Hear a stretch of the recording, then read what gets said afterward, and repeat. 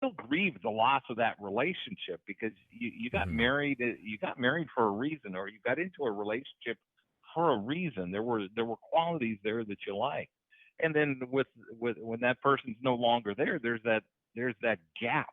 Even if the relationship was terrible, that person was still there. There was somebody to talk to. There was somebody filling space near you, and now that Hmm. that person is gone.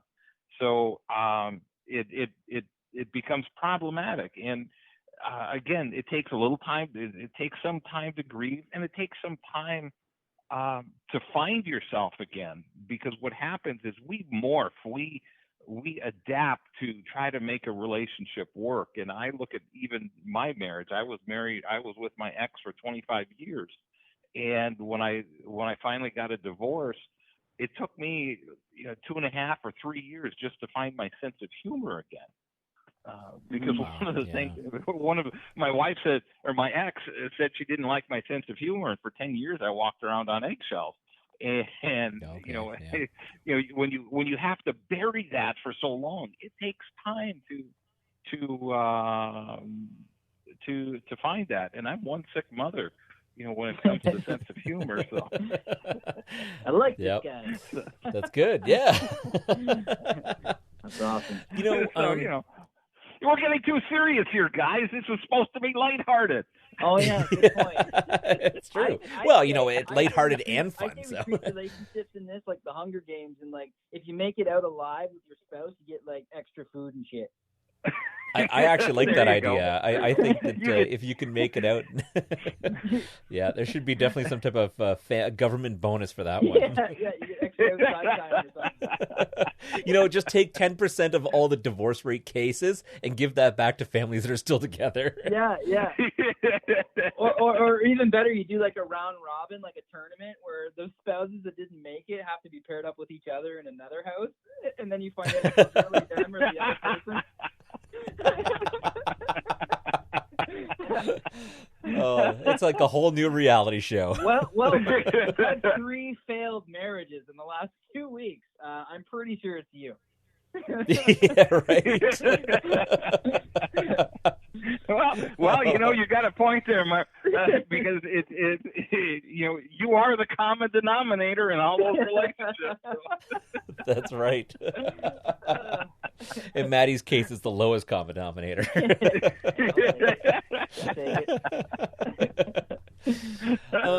So I was going to ask you from a relationship point of view, there are several books out there that are really geared towards couples looking to meet each other. And it's kind of like giving new potential partners almost like a big rundown, a list of questions that you should be asking them to find out whether or not their intents are real, and I don't know if this is just because there are so many people out there who have been through bad relationships who are trying to gauge the next relationship if it's real.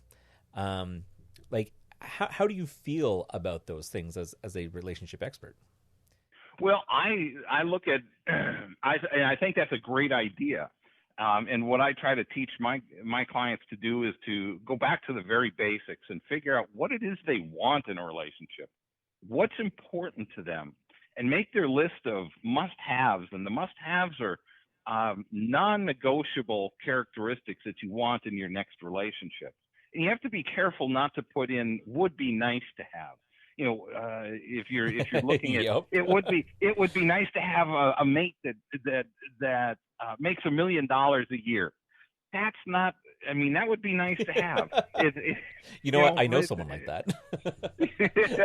Oh, Yeah. under my way. I was just like, hey, Ashley, would you consider trying anal? She was like, yeah. I'm like, I'm in. You want to get married? or maybe you're in. Yep. Criteria fulfilled. That is exactly how the ring appeared. But no, seriously, it is a great way. And then when you have your list of must-haves, you can look at the guy or the gal, and if they meet everything on your list, then you can proceed forward.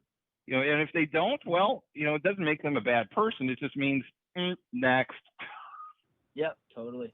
It's actually really funny. A lot of people don't know, but when my wife and I got together, originally we had both come from failed relationships, and she basically had one of these books or lists, and secretly behind the scenes, she was asking me a lot of these questions to see where I fared up and did I pass or not without me knowing. Yeah. And it took a long time before she actually told me this stuff. And I kind of felt inside, I was like, oh, you were basing our relationship on whether or not I passed like tests. And then I kind of started thinking that, like maybe lots of people do that, and maybe more people should be doing that, because then when you're together, then you at least know that this person's intentions are either real, or he's a genuine person, or she's a genuine person. And I you know what, at first I was a little stunned, and then a little bit later I was like, maybe that is a really good idea. So yeah, well, apparently I did else, good. apparently you passed the test because she's still with you. Yep. So it's true. or you're still with her. So Yep. no, Yep, I think it's a great idea, because what happens all too often is we get into a relationship, we're overcome with infatuation and raging hormones, and we date for a year, 2 years, get married, and then we wake up somewhere down the road and say, what the hell did I do? And then you got to start figuring out how to fix this mess. So if you spend time up front finding the one with all the right characteristics and the right traits you're looking for, and you have the chemistry and everything else, because there's lots of moving parts to a relationship. You're going to have problems later on. Life is going to happen. Somebody's going to get sick. Somebody's going to lose a job. Somebody's going to die, and it puts stress on the relationship. And if you have that right person, you're going to be able to deal with a lot more life issues without going at each other's throats, or without destroying the relationship. So I'm a firm believer of what some of these other books, and my book teaches the same thing. Basically, just make sure you know what you're looking for, be crystal clear, and don't settle for anything less. Yes, exactly. It's funny that you mention about people who get into something and then think about, like, how am I going to get out of this, or how am I going to deal with this? And, I've often thought that maybe the process is study hard, get a pilot's license, fake your own death with the plane, and then move on. Because sometimes it's easier than a divorce. I love it. Yep. I've never thought of that one. Yep. It might be a little bit elaborate, but I feel like it could work. I'm kind of just the old-fashioned guy. I'll just tell you, this isn't working for me, honey. Yep. Oh wow, that's way. It could work. Yep. Reality, what a concept. Yep. No, it's really funny actually. When I got back into dating, my I don't know. I think the best advice I ever heard was from my cousin, and he had said, you know what? The fact is, in some way, all women are crazy. It's just finding the one that has the crazy you can deal with. And I was like, oh, I never really thought about that way. And I'm pretty sure women feel the exact same way about men, right? Oh, all men absolutely. have problems, or all men are lazy, but to what extent and can we deal with it? Yeah. So exactly, yeah. And that's and that's it. And what we don't realize is we're both looking at each other as flawed, and well, that's just the way we are. Well, I think it's a good way, right? Because nobody's really perfect. So if you find a partner that you feel is perfect, and you state, "Oh, is perfect," then you're almost setting yourself up for some form of failure or setback or something. Because when they start to stray outside of that box of what you put them in, then that's where I think hurt feelings and bad feelings and all of a sudden those issues will then start reoccurring. Yeah, absolutely. I totally agree. The first to admit I am not perfect. I don't want that out there, because the moment I screw up, let me tell you, Kelly's going to give me a what for. So yeah, I was going to say, somebody's going to be there with her finger wagging saying, "Oh, really?" Yeah. Yeah. And you know what, I've come to realize that I cannot fight with her. Like when it comes to disagreements or arguments, unless I have sat down for 2 hours, did the research, thought of every possible venue and or example that I can come up with during an argument, I'm going to lose.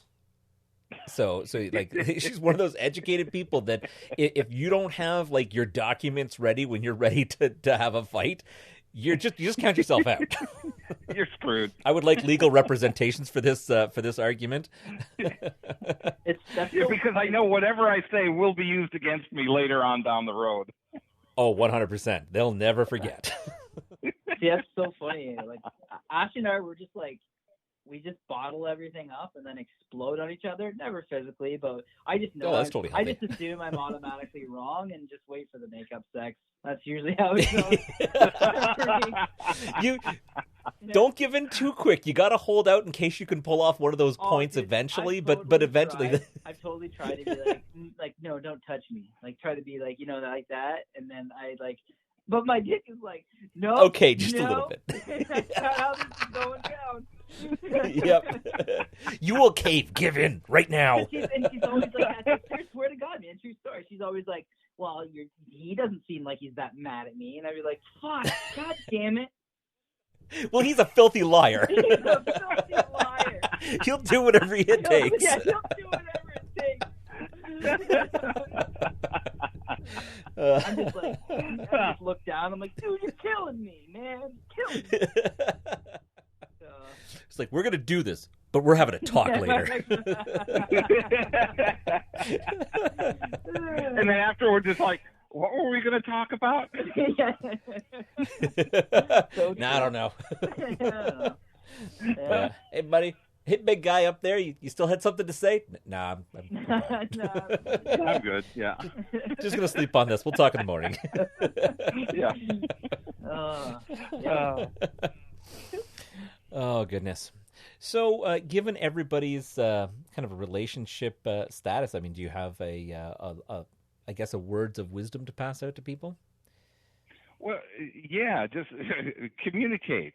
Learn to talk to each other. Learn to have adult conversations. And when I say adult conversations, so many times I talk to people that will dance around an issue or kind of be passive aggressive. Well, and just have a serious conversation. If the relationship's not working for you, say so. It doesn't make the other person a bad person. It just means they're not the right one. If there's something if there's an issue, address it. Don't, and just like we were talking about, don't go to bed angry. Don't work it out, and because if you keep in the anger, it just builds. And I lived with a woman for 25 years that it was hell for about 4 to 6 weeks, and then all of a sudden it just comes blowing out like a big volcano. I said, why didn't you tell me that 6 weeks ago? Mm-hmm. I didn't know. So Rick, we called her up, and we have her on the other line. No, I'm kidding.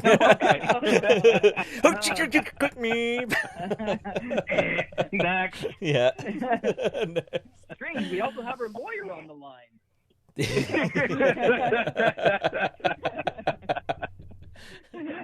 Oh, God damn it! Damn it, framed again. Right? Little did you realize as the new age Jerry Springer. Yeah. Right on. I've been Springered. Yeah. Well, speaking of next, let's jump into the next part of our show where Matty G is going to ask 20 quick questions, and you just have to let us know the first thing that comes to your mind. Rapid fire question. Ready. Question 1. What made-up word would you register into the English language? Oh,